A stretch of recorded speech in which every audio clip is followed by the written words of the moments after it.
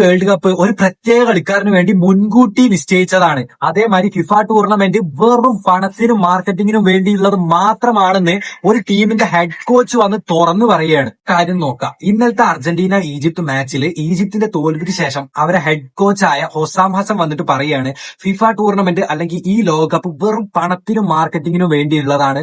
അതേപോലെ ഒരു പ്രത്യേക കളിക്കാരൻ, ആ ഒരു പ്രത്യേക കളിക്കാരന് വേണ്ടി മുൻകൂട്ടി നിശ്ചയിച്ച പോലെയാണ് ഇവിടെ നടക്കുന്നത്. 2-0 അർജന്റീനയ്ക്കെതിരെ മുന്നിട്ട് നിന്ന ഈജിപ്ത് 80-ാം മിനിറ്റിന് ശേഷം 3 ഗോളുകൾ വഴങ്ങി. അതായത് അർജന്റീന നല്ല ഒന്നൊന്നര കംബാക്ക് നടത്തി 3 ഗോളിന് ജയിച്ചു.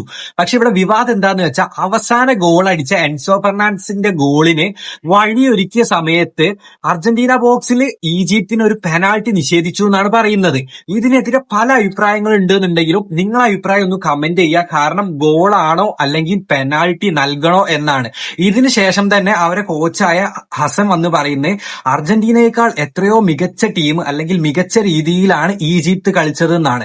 ഇതാണ് ഇപ്പോ ഫുട്ബോൾ ലോകത്ത് ഏറ്റവും വലിയ വിവാദമായിക്കൊണ്ടിരിക്കുന്നത്. അപ്പൊ നിങ്ങളുടെ അഭിപ്രായം എന്താന്ന് വെച്ചാൽ കമന്റ് ചെയ്യുക.